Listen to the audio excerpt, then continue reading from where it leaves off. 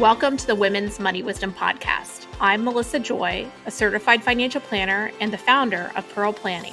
My goal is to help you streamline and organize your finances, navigate big money decisions with confidence, and be strategic in order to grow your wealth.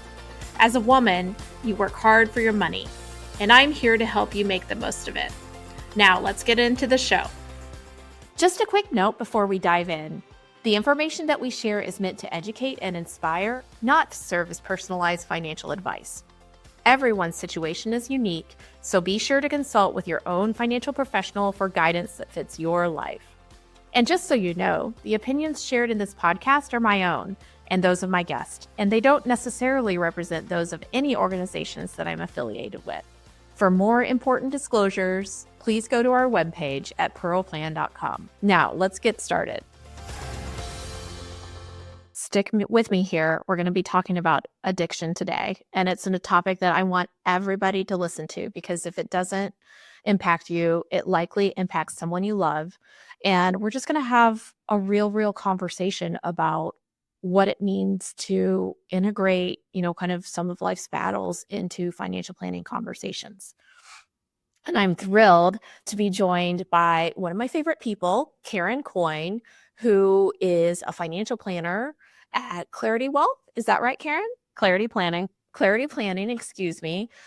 She's got an amazing podcast that we're going to talk about as well. One of my just best friends and favorite financial planners. And she did 2 powerful episodes on her podcast about addiction and particularly online gambling for the second episode that just inspired me to have a conversation with a financial planner to the people that use financial advice about how to tackle hard topics like addiction.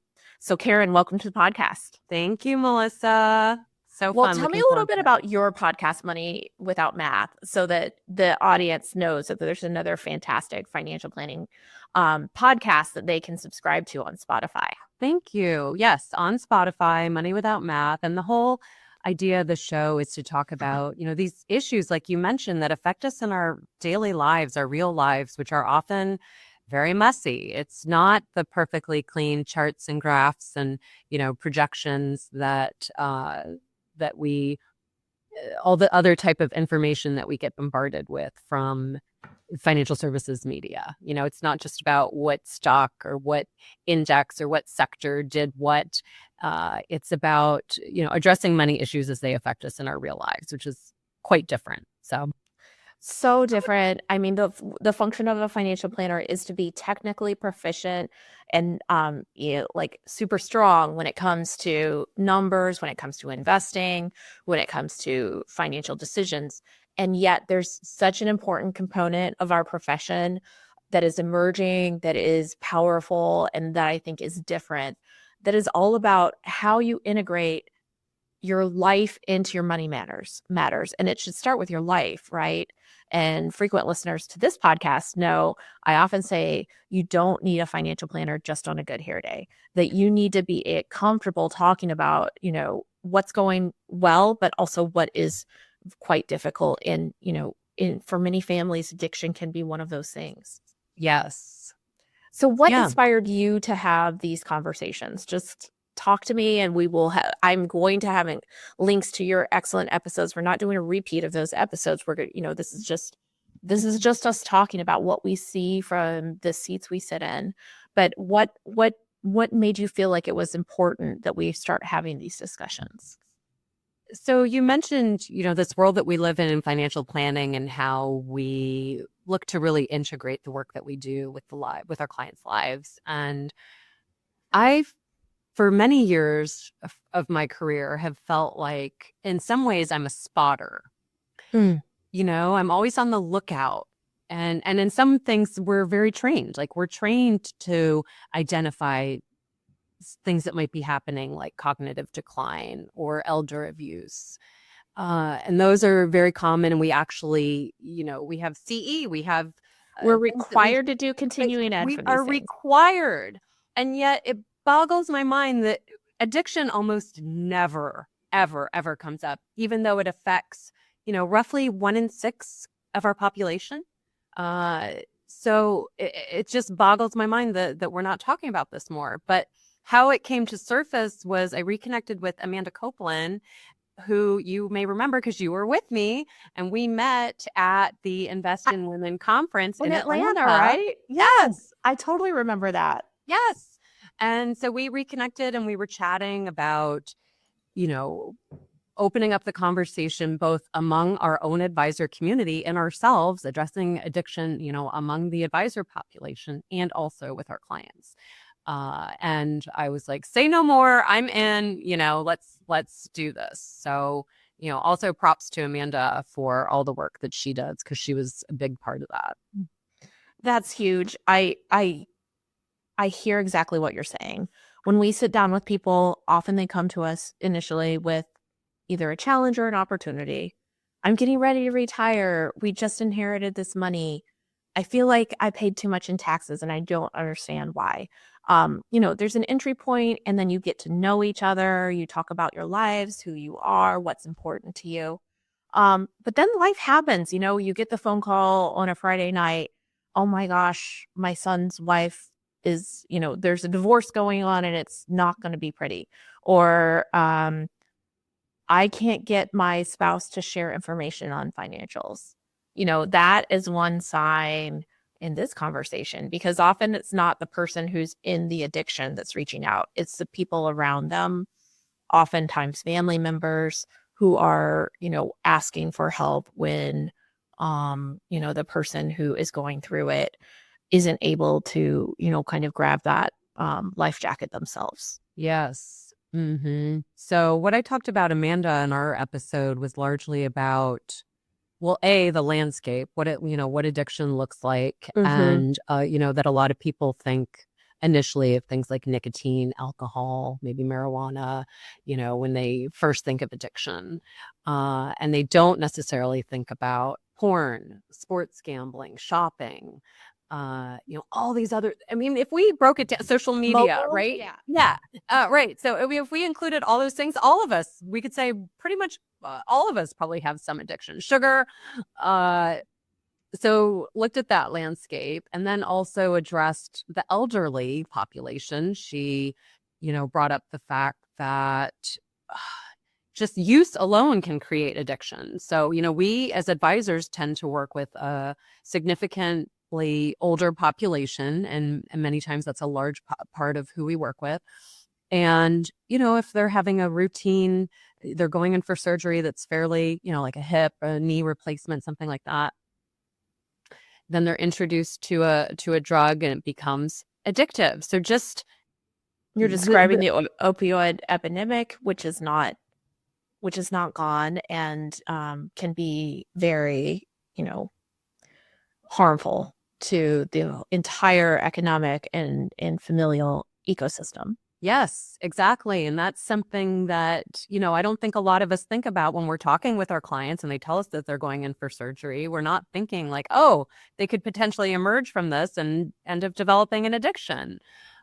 So it was just raising awareness, those types of things, and then also talking about how to be an ally.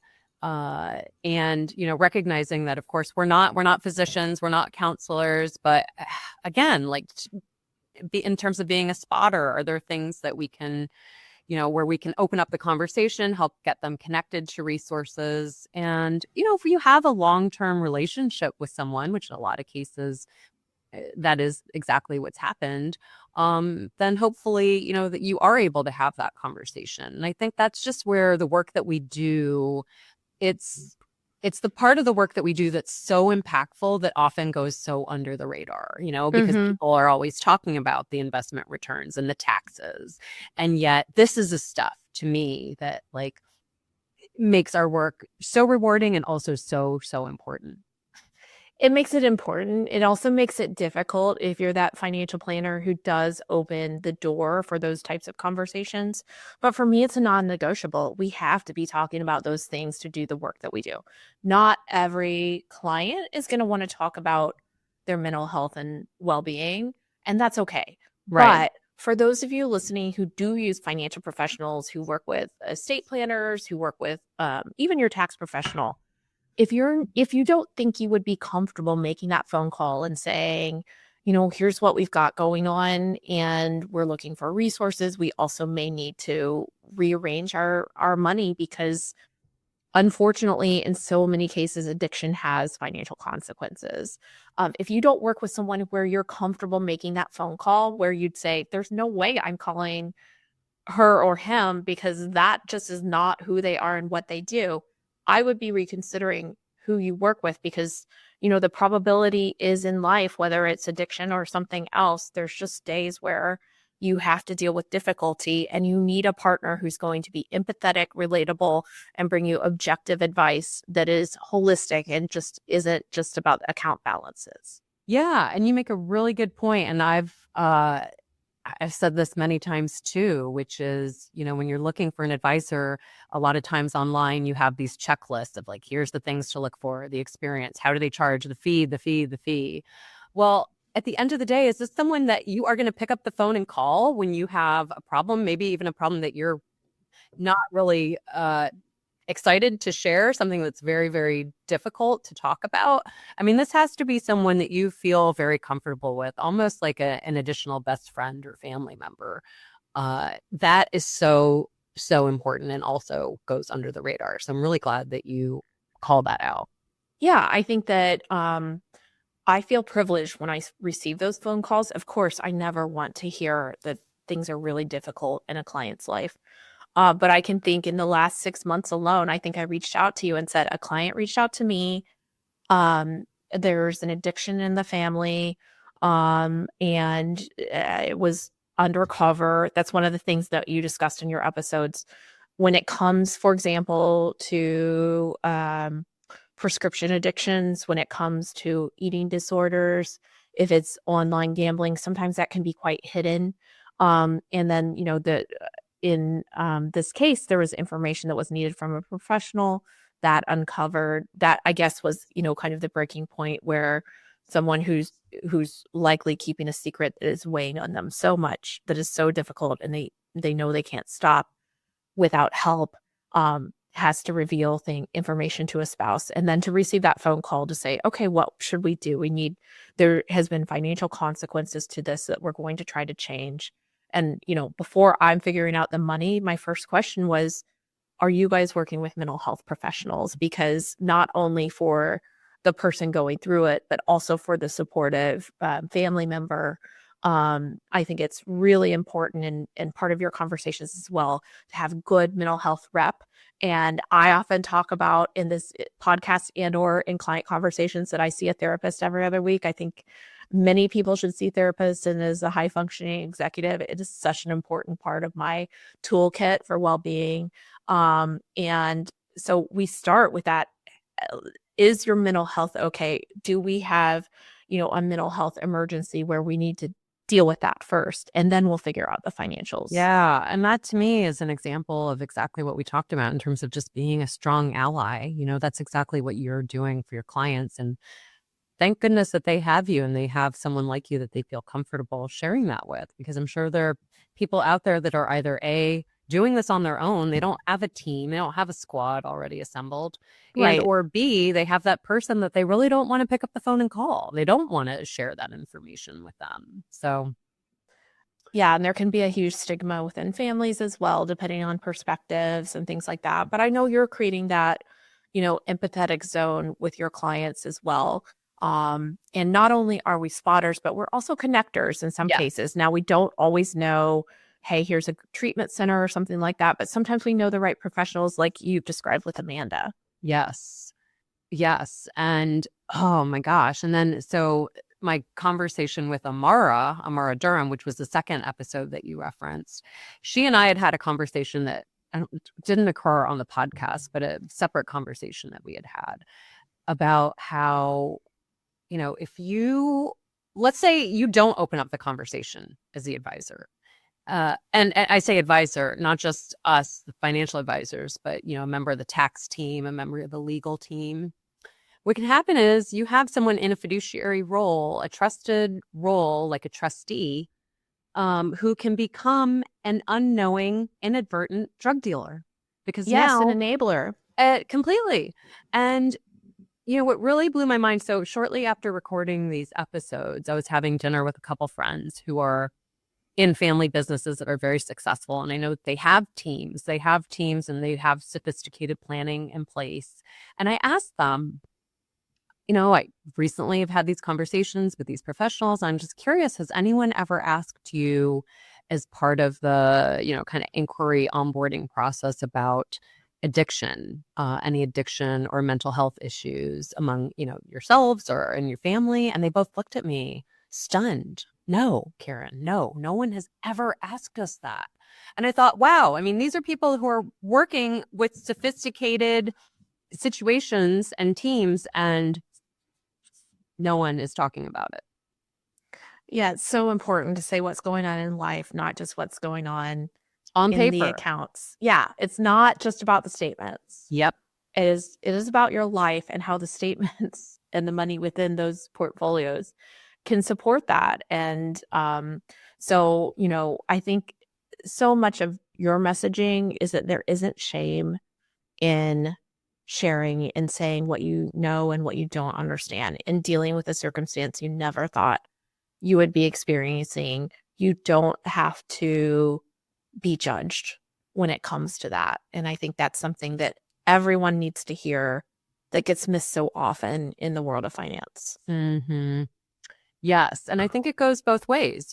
First off, as advisors, we have to be comfortable having those conversations. We have to come from a place of empathy and not judgment. And just like we ask questions that maybe for people not in this field or maybe at the beginning of our careers felt invasive, like I can't believe some of these questions, right, that I'm asking. And 20 some years later, it's very normal for us. And because we don't see it as invasive, right? We see it as we need to understand the whole story so we can help our clients, just like, like a medical intake. If you are keeping information from your physician, your providers, they might not be able to help you in the way that they really need to help you. So as the advisors, we have to be comfortable with it. And, I can understand that maybe at first someone might not want to share, especially at the beginning of a relationship. But Understandable, absolutely. Yes. But, hopefully for those long-term relationships, they will be comfortable having those conversations, especially if you are a professional coming at it from a place of empathy and not of judgment. And then in the end, that will help you to better help them, because if not, you could end up in a situation where you were too afraid to have the conversation or you were too harsh somehow, and so someone didn't feel comfortable having that conversation with you, and now you have that exact scenario that Amara mentioned, which is now you have a trustee who's become an unknowing drug dealer. Absolutely. And so much of our work, not in the day-to-day but in the year-to-year, we're working on succession planning, estate planning. You need to know the information. We're not drafting the estates, but we're, collaboratively involved. If you're not sharing information with us or the legal team, they may be drafting a plan that unwittingly, creates a tinderbox for, kind of reflaming addiction, access to capital, things like that. One of the other things that's interesting, we work in the world of investments, and I think some people see investing more as gambling than as a, kind of long-term process. I remember the Buffett quotes of, investing short-term versus long-term, voting machine versus weighing machine. And nowadays, we've gone through phases where day trading was a big deal. We've seen the rise of meme stocks. And, there's also cryptocurrencies, which can go up and down in the middle of the night with no seeming backing or value behind it. And that's an area too where I think we walk a fine line, because certainly the way we go about investing is not that gambling short-term deal, but we can have conversations where, that is the perspective and psychology of the client. And so there can be some, kind of tension there between what we're trying to do and what, how the client perceives the, the function of investing. Right. Yeah. And I feel like it's probably just going to get harder because at least, we're from the 1900s. Oh, my daughter wants vintage clothes that are from the 1990s. Oh my That's her God. style. And I'm like, vintage. So I take that as an insult, but I guess that's reality. it is, I know. Oh my gosh. But yeah, I mean, I remember when day trading was a novelty, it was new. I mean, we've both been doing this work for about the same amount of time. Yeah.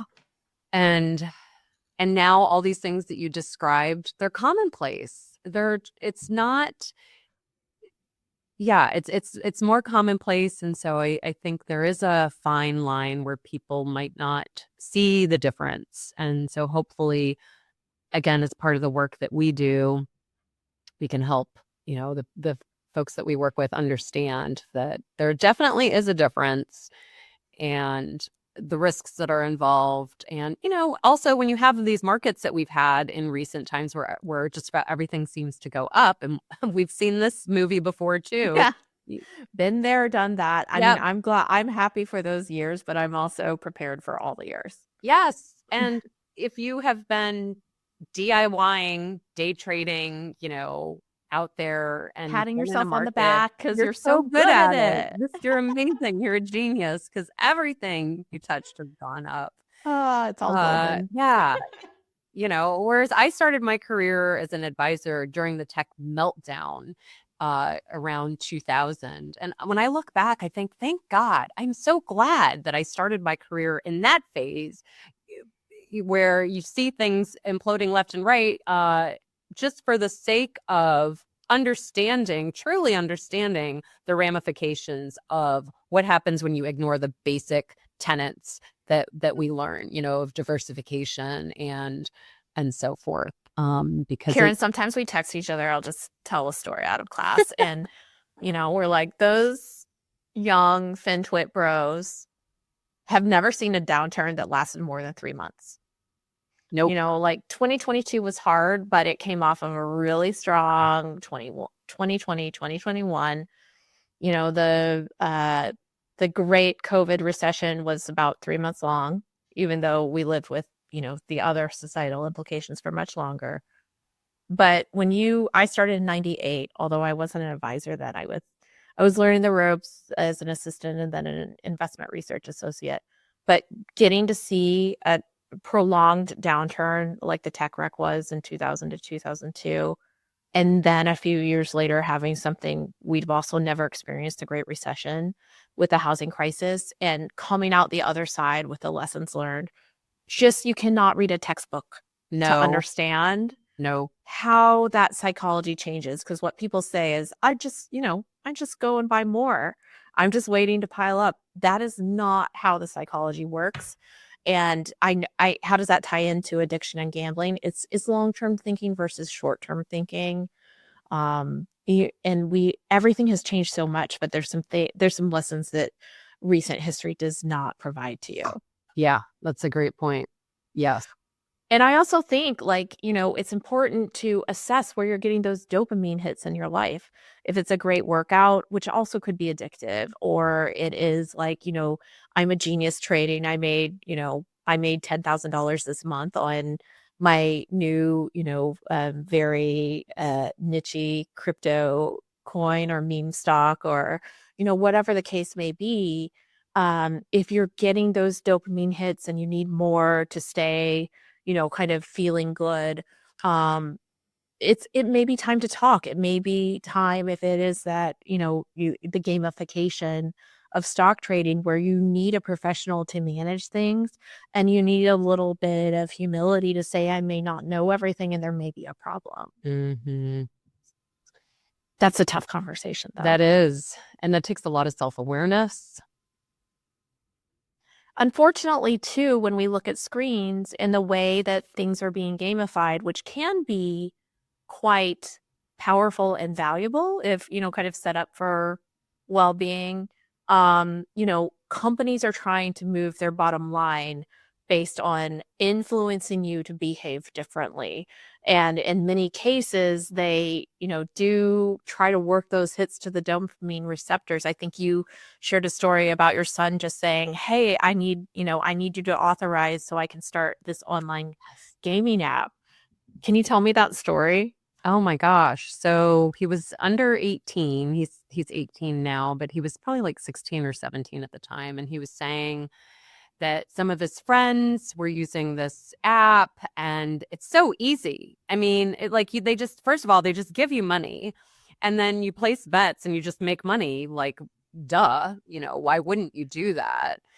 And I'm like, oh my gosh, I can't believe you're just buying this hook, line, and sinker, that's exactly the carrot that they're dangling, is that make this easy money. And we're going to give you $500 or $300, whatever it is, to start free money. Yep. And, and people are taking the bait left and right. My own child. So, of course, I did not authorize that. Instead, he got to come to your TED Talk, right? Like, right. Yes. And are you ready for a mom rant? Because you don't have a choice. Right. No, exactly. I was like, no, this is a good time to talk about Roth IRA. This is actually, but,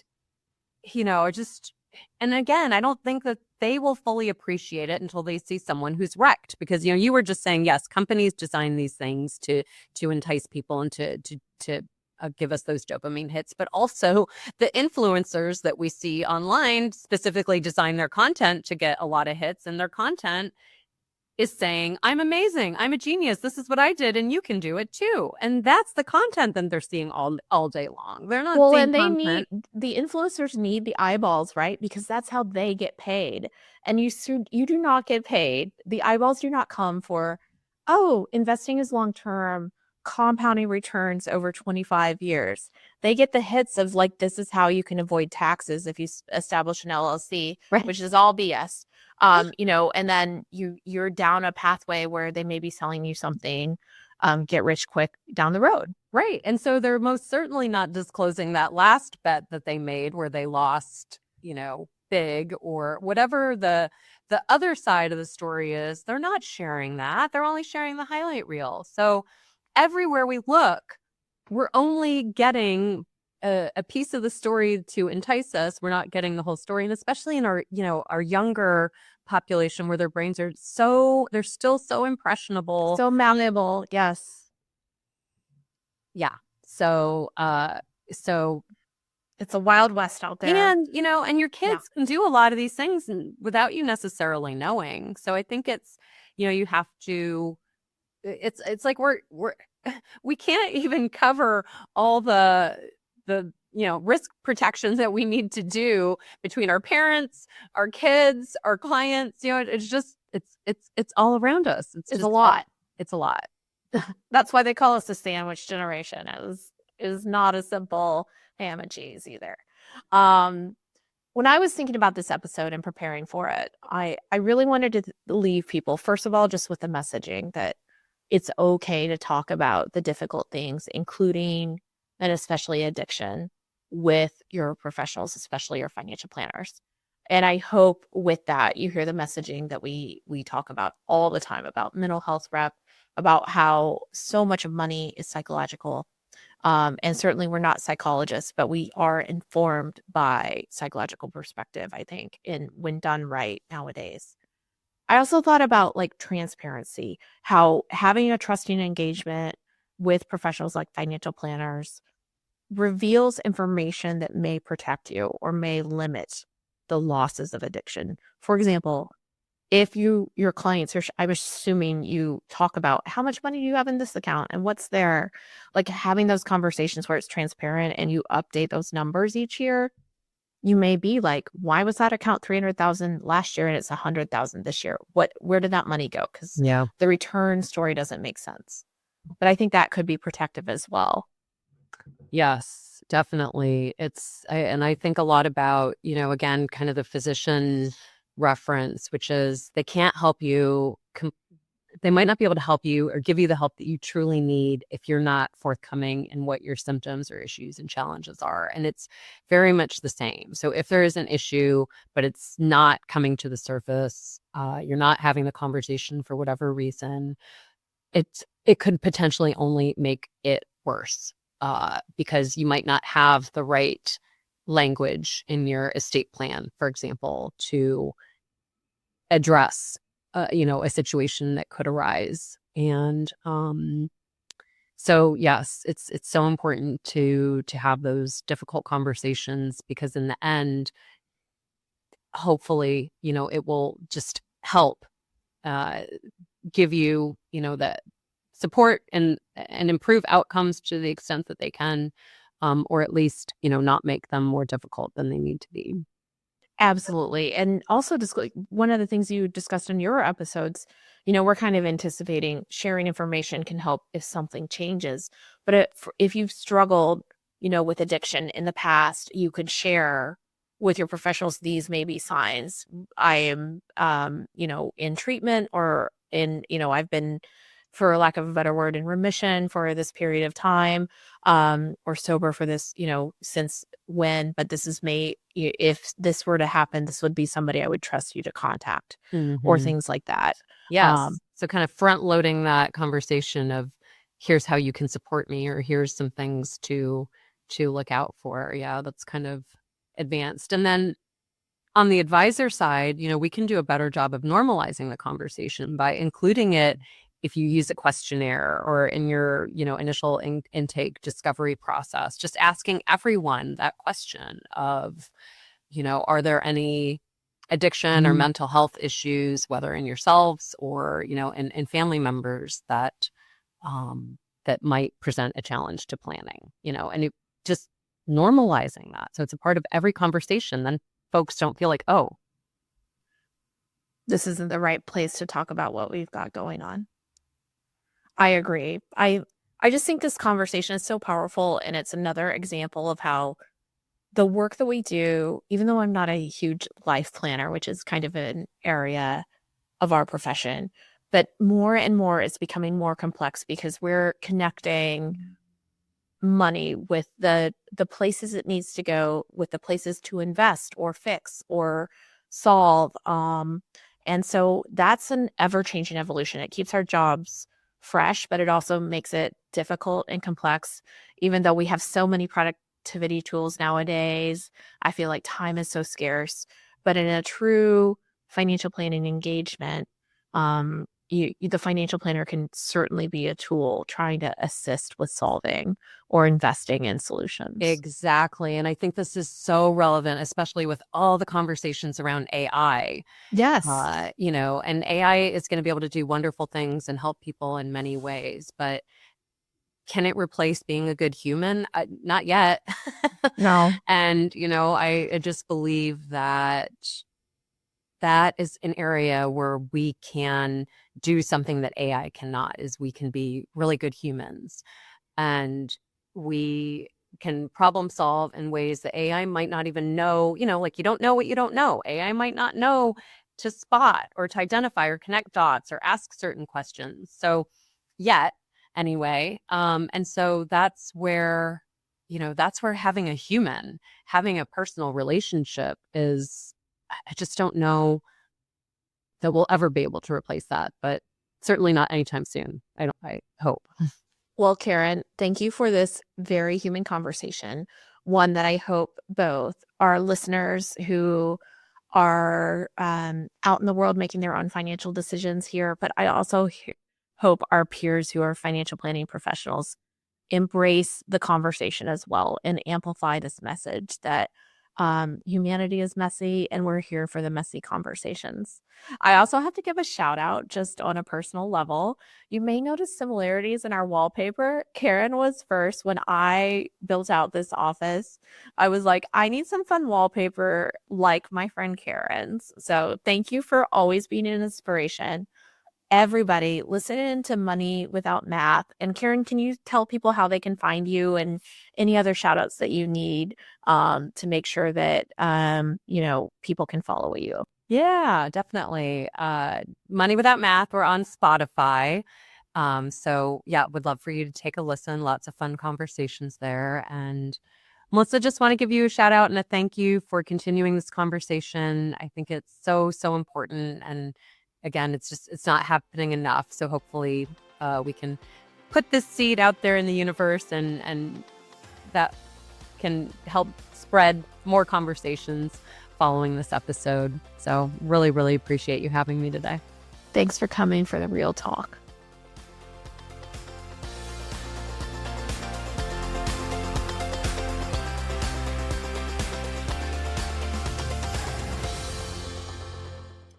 Thank you for listening to the Women's Money Wisdom Podcast. If you found value in this episode, the best way you can support the podcast is to forward an episode to a friend or leave a review. Go to pearlplan.com and the podcast link to get all the resources and links mentioned.